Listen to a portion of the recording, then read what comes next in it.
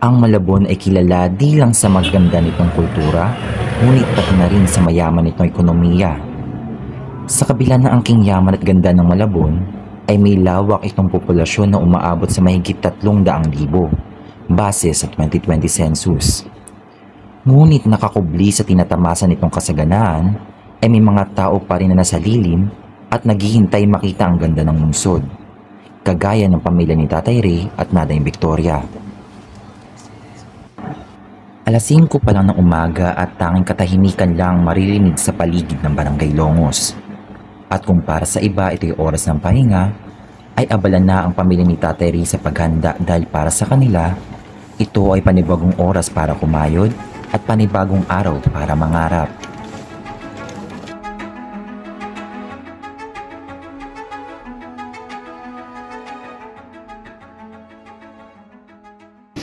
Sura! Sura! Ayan ang boses na marinig habang binabagtas ni Tatay Ray ang bawat sulok ng iskinita sa Barangay Longos. Tulak-tulak ang kanyang kariton ay kita namin sa kanyang mga mata ang pag-aasam na sa araw na ito ay madapuan siya ng swerte sa kanyang pamamasura. Sa kabila ng kanyang kalagayan ay may tuwa akong naramdaman. Ito'y sapagkat bago para sa akin ang makasaksi ng isang pamilya na sama-samang kumakain sa pagsalubong ng umaga. Pamilyang tila ba mukha? Sa kasabihang, ang pamilyang nagkakaisa ay aahon ng sama-sama. Tila mailap sa amin ang swerte, sapagkat pasado alas 7 na ng umaga ay wala pa rin nakukuhang basura si Tatay Ray. Kung kaya't habang naglalakad ay sinamantala ko na ang pagkakataon na magtanong sa kanya.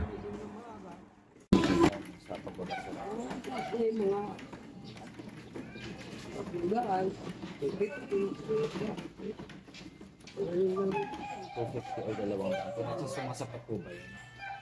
Siyempre, napagpahigit pang umaga. Sabi ko, tanghali ko kuha ulit. Bali dalawang beses po kayo ng mamasura. Maghapon. Ang pangatunan. Pagkalipas ng ilang oras sa paghihintay, ay nakakuha na rin kami ng basura. Kaya agaran namin itong dinala sa kanyang kariton.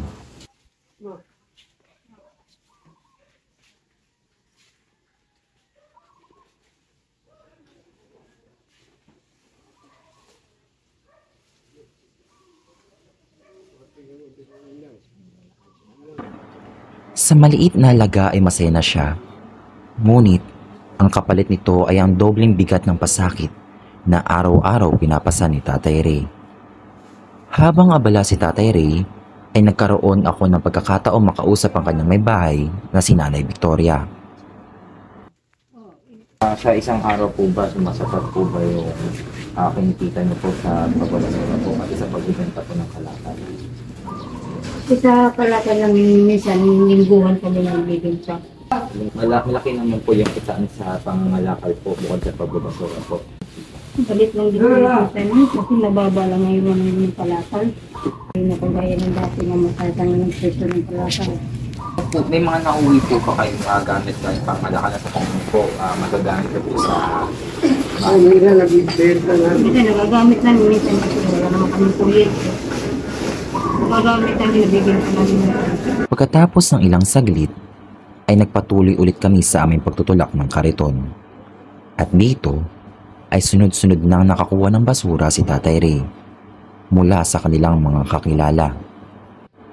Sa buong umagang paghahanap buhay, ay maswerteng napuno ng basura ang kariton nila Tatay Ray. At dito, ay pwede na silang bumalik pansamantala sa kanilang tahanan upang ayusin ang nakolektang basura. Dahil sa pagod at gutom, ay nagdesisyon si Nanay Victoria na umuwi kasama si Ate Jobelyn.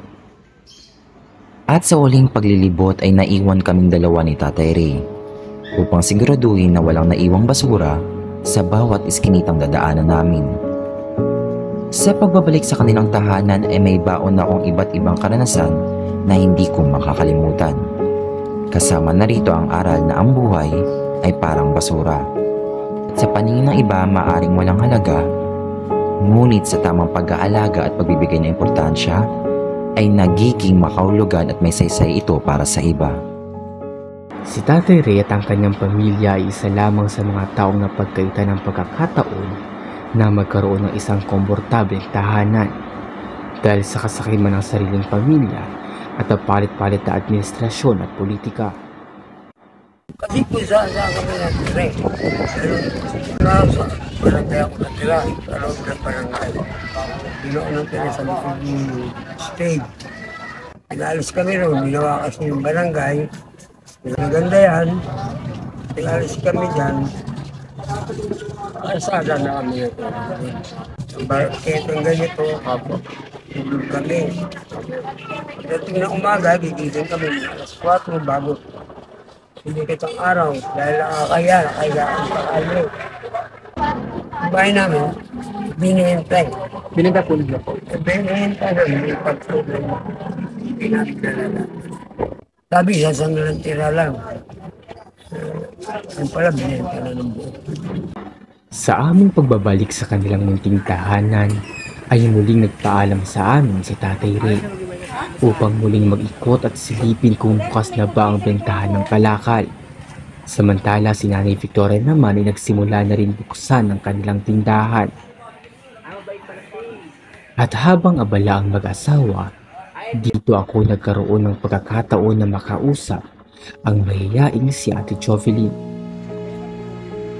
Noong una ay inakala ko na tila bailag sa akin si Ate Jovelyn dahil ako ay bagong tao lamang sa kanyang paningin. Ngunit makalipas ang ilang minuto kong pagsubok na kausapin si Ate Jovelyn ay nagulat ako dahil bigla niyang hinawakan ang mga kamay ko. Sa paghawak sa akin ni Ate Jovelyn ay nagkaroon ako ng pagkakataon upang kamustahin ang kanyang kalagayan. At dito ko nalaman na si Ate Jovelyn pala ang tumutulong kay Nanay Victoria sa pagbabantay ng kanilang munting tindahan. Nagbabantay Eh, paano niya. pag wala si mama mo, tapos may bibili, sino bibili kapag ikaw na nagbibenta? Hindi, yung isa rin na nagtitinda dyan. May bantay na isa pa. Nagtitinda dyan. Okay. Yung tinda rin nila dyan, ano lang din eh. Yung parang ano. Mga tusok-tusok lang na ano. ah, Mga tusok. At habang ako ay nakikipag-usap kay Ate Jovelyn ay mayroon akong napansin. Hindi tulad ng mga normal na dalaga sa kanyang edad, si Ate Jovelyn ay tila ba isang paslit na bugnutin at hirap sa pagpapahayag ng kanyang damdamin. Ano ba yung sinasabi mo sa kanina kasi ba pagalitan? minsan nga lang, pag yung ano nga. Pag Yung ano nga, kung ano yung mga ano. Hindi ako nakakalimutan. Dito ko napag-alaman na si Ate Jovelyn pala ay may sakit na epilepsy. At ayon sa kanyang ina, ang madalas nitong pagkakabagok dahil sa kanyang sakit ay ang siyang naging dahilan upang si Ate Jovelyn ay mapagdamutan ng normal at maayos na pamumuhay. Masaya niya, biya na lang sumbay. Ngayon dyan, ako po dyan, tama. Ganyan, yan, nabado niya. Kumaya, maniminig na yan. Abo, ito pa na yan. Ampas yung mukha niya. Ano mo ba, sitis ka. Siya pinapasitis ka naman na po ba siya? Wala nga tayo pe, para pa sitis ka. Ang mala sitis ka. Hindi niyo po Matapos ang ilang minuto kong pakikipag-usap kay Ate Jovelyn ay muling dumating si Tatay Ray. Tulak ang kanyang karipon at bitbit ang agahang pasalubong para sa kanyang pamilya. Kamusta naman yung kita niyo tayo? Ano po, 39. Malaki na ba yun tayo para ano, sapat na ba yung mga pang buong araw yung gastusin mo yun? Tindahan. Eh paano yung tayo mamaya pag hapunan yun, pag maghahapon na kayo, Hindi po niya ako may... dito lang kayo ulit mamaya. Buti tayo may nagbenta kayo, di ba kayo na sinabing junk shop? Yung ano lang, yung buti lang, wala. Ano mga nabenta nyo ngayon? Ha? Ano yung nabenta nyo kanina? Lang, steak, wala ka lang. nakakarton.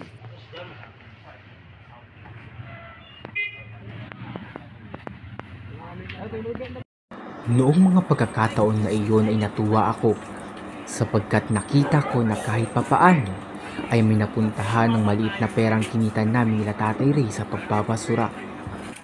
Walang pagsusubali kong tinulungan ng pamilya sa paghahanda ng kanilang agahan.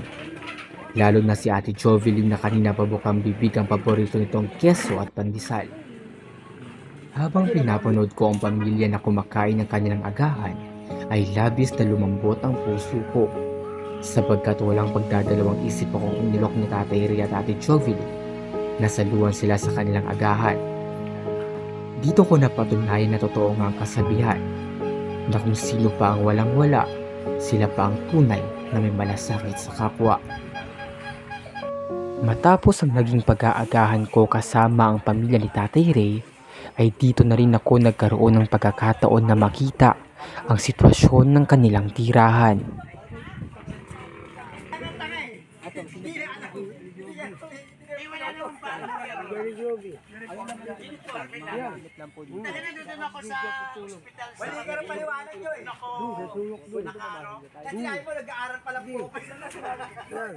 So ayun, kung may kita nyo dito sa loob ng kung may kita nyo dito sa loob ng tahanan nila Tatay Ray at ni Aling Victoria, may kita nyo na ito'y isang maliit lamang na barong-barong.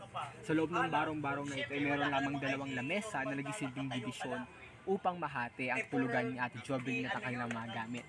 Sa bandang kaliwa ko may kita nyo isang lamesa. Nung saan ang lamesa na ito ay puno lamang ng mga gamit nila Tatay Ray at Aling Victoria na kung saan dito tinatambak upang hindi mawala sa labas. Sa kabilang parte naman sa may kanan ko, may kita nyo dito na yung may malaking teddy bear. May kita nyo yung isang bakanteng higaan. Ayan ang nagsisilbing tulugan ni Ate Jovelyn sa paglubog ng araw, kung saan ayon kay Ate Jovelyn ay komportable naman siya kahit maliit lang kanyang hinigaan.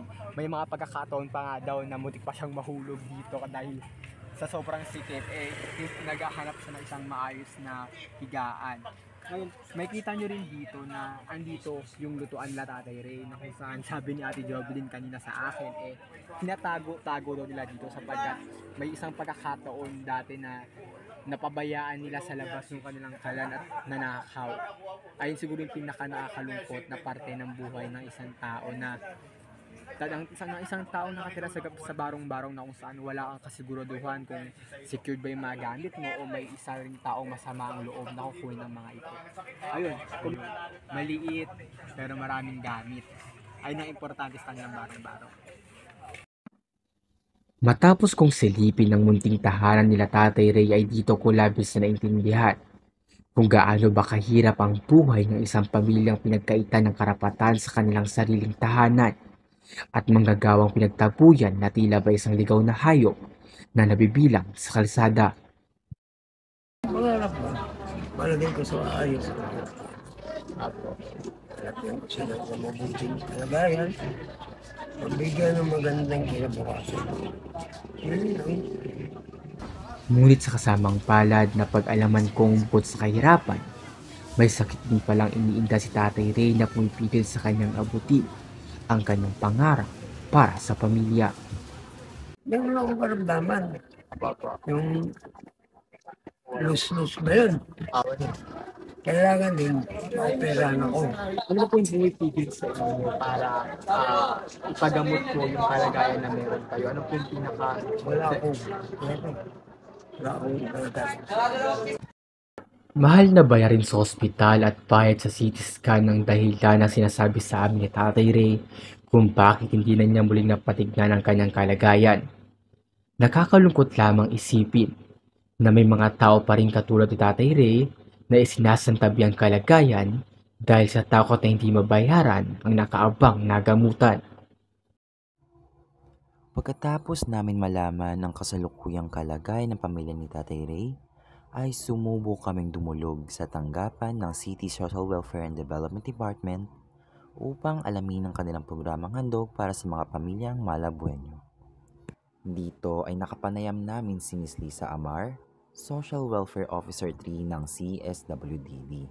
At ayon sa kanya, ay may iba't ibang programa ang CSWDD para sa mga problemang kinakaharap ng bawat sektor sa lipunan, kagaya ng sitwasyon ngayon ng pamilya ni Tatay Ray.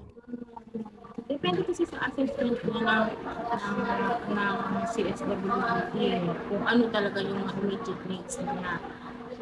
Ano ba ibig sabihin na may hirap na malagyan nyo? Kung may hirap sila, wala kang trabaho, pwede po natin silang i-refer sa preso or employment. Kung nangangailangan ba sila ng pangkabuhayan, pwede rin po natin silang endorse sa DSWD. Or minsan naman kasi kung may talagang mayroong budget, kami din po ay nag-create ng programa para magkaroon po ng livelihood. Previous years, nagbigay kami ng livelihood or training at saka capital assistance sa PWD and then sa mga teenage pregnancy. So, sa ngayon, since depende kasi kung limited ang budget, ni-endorse namin yan sa DSWD for livelihood assistance. So, marami na din tayong na-endorse sa DSWD para mabigyan ng livelihood assistance. So, ang iba, nag-continue, ang iba naman, talagang hindi naman nagpo-progress kasi depende kasi sa kakayahan din naman ng tao. So, kaya mas nanaisa na namin na pag nagbigay ng livelihood, may training. Tatay Ray, kung sakali man na mabasa mo ito or mapanood mo, siguro po kung ano pa po ang pangangailangan ng pamilya mo, magtungo lamang po kayo dito sa CSWD Malabon. O kaya naman po, humingi kayo ng tulong sa inyong barangay na ihatid kayo dito sa tanggapan ng CSWD upang ma-assess kung ano talaga yung pangangailangan ng pamilya. Kami naman po at ang lokal na pamahalaan ay willing naman po tumulong sa kahit kaninong nangangailangan.